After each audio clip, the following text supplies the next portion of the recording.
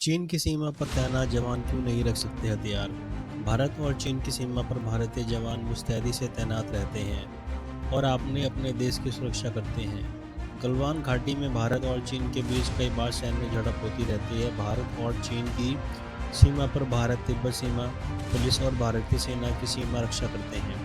पूर्वी लद्दाख में गतिरोध के बाद भारत ने हाल ही में सीमा पर अपनी सैन्य उपस्थिति को मजबूत किया है। भारत और चीन की सीमा को LAC यानी कि वास्तविक नियंत्रण रेखा कहा जाता है।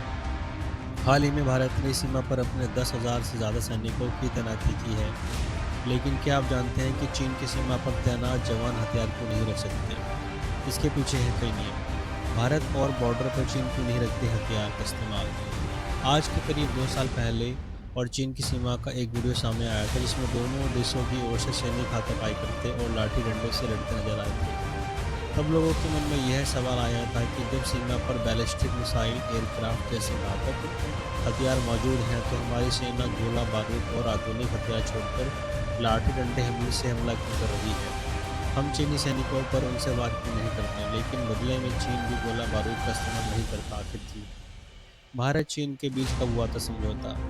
भारत चीन सीमा पर लाठी डंडे का इस्तेमाल करने के पीछे की वजह है। दरअसल दोनों देशों के बीच 19 नवंबर 1996 को एक समझौता हुआ था। इसका नाम है agreement between the government of Republic of India and China.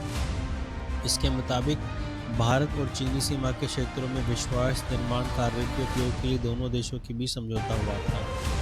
क्या है समझौते में? आर्टिकल 6 के तहत इस समझौते में कहा गया है कि भारत और चीन दोनों पक्षों में कोई भी LOC के 2 किलोमीटर के दायरे में गोली नहीं चलाएगा और ना ही खतरनाक केमिकल, ना कोई बम विस्फोट और ना कोई अन्य हथियार का इस्तेमाल करेगा। हालांकि यह स्मॉल आर्म्स फायरिंग रेंज में सेना के अभ्यास के लिए लागू नहीं होता, जो कि रूटीन फायरिंग है। इस आर्टिकल का दूसरा पॉइंट कहता है कि अगर विकास कार्य के लिए ब्लास्ट करने की ज़रूरत पड़ती है, जैसे कि सड़क बनाने के लिए पहाड़ों में विश्वास किया जाता है, तो सामने वाले देश को इसके बारे में बताया जाएगा, जिससे कि युद्ध या कोई गलतफहमी न फैले। इसीलिए अगर LC के 2 किलोमीटर के अंदर ब्लास्ट करना होगा तो बॉर्डर पर्सनल मीटिंग या फिर डिप्लोमेट चैनल के जरिए बताना भी पड़ेगा पहले से।